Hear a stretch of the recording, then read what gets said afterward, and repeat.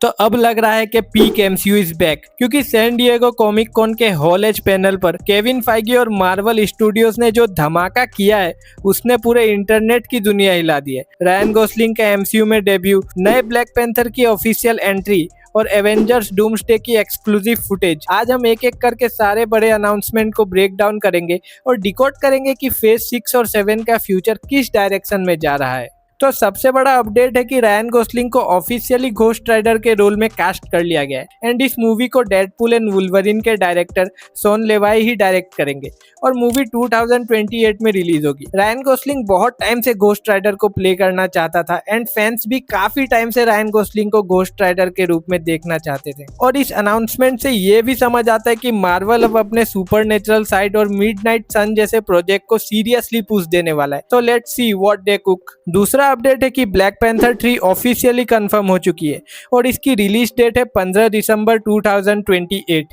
इस मूवी को भी रायन कुगलर ही डायरेक्ट करेंगे, जिन्होंने पिछली दोनों ब्लैक पैंथर मूवीज भी डायरेक्ट की थी एंड इसमें सूरी और एम्बाकू के कैरेक्टर्स रिटर्न करेंगे, ये भी कंफर्म हो चुका है। लेकिन असली अपडेट ये है कि नए ब्लैक पैंथर का रोल डेविड जॉनसन प्ले करेगा। वो टिचाला और नाकिया के बेटे यानी टिचाला 2 का रोल निभाएगा, जिसे हमने वकांडा फॉरएवर में चाइल्ड रूप में देखा भी था और लग रहा है कि ये कैरेक्टर वकांडा के फ्यूचर और मल्टीवर्स सागा के बाद की टाइमलाइन के लिए काफी इंपॉर्टेंट होने वाला है। अब बात करते हैं सबसे मसालेदार रिवील की, एवेंजर्स डूम्सडे की एक्सक्लूसिव फुटेज की।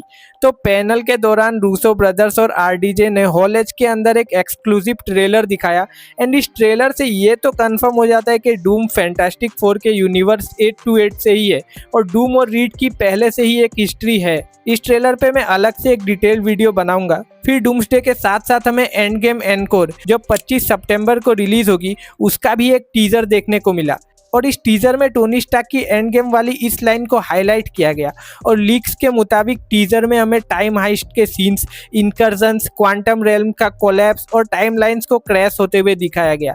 मतलब एवेंजर्स ने एंड गेम में जो टाइम ट्रेवल किया था वही अब मल्टीवर्स कोलैप्स और डॉक्टर डूम के आने की वजह बनाए। एंड टीजर के एंड में एक मेटेलिक मास्क की शैडो भी चमकती है और टेक्स्ट आता है द कंसिक्वेंस इज डूम। इसके अलावा रिपोर्ट्स के मुताबिक मूवी में हमें लगभग 7 मिनट का एडिशनल फुटेज देखने को मिलेगा, जिसमें हमें स्टीव रोजर्स की इन्फिनिटी स्टोन्स रिटर्न करने वाली जर्नी दिखाई जाएगी। साथ ही एक पोस्ट क्रेडिट सीन भी होगा जो डायरेक्टली एवेंजर्स डूम्सडे से कनेक्ट करेगा।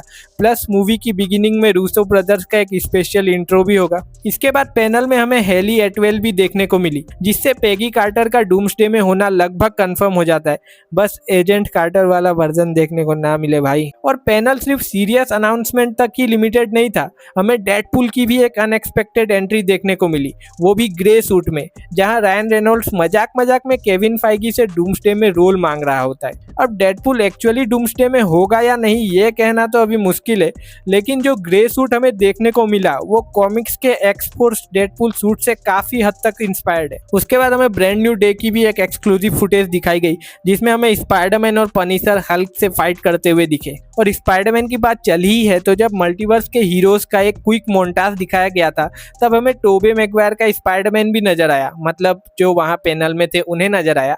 अगर ये इंटेंशनल टीज था तो चांसेस काफी स्ट्रॉन्ग है कि हमें टोबे का स्पाइडरमैन या तो एवेंजर्स डूम्सडे या फिर सीक्रेट वॉर्स में देखने को मिलने वाला है।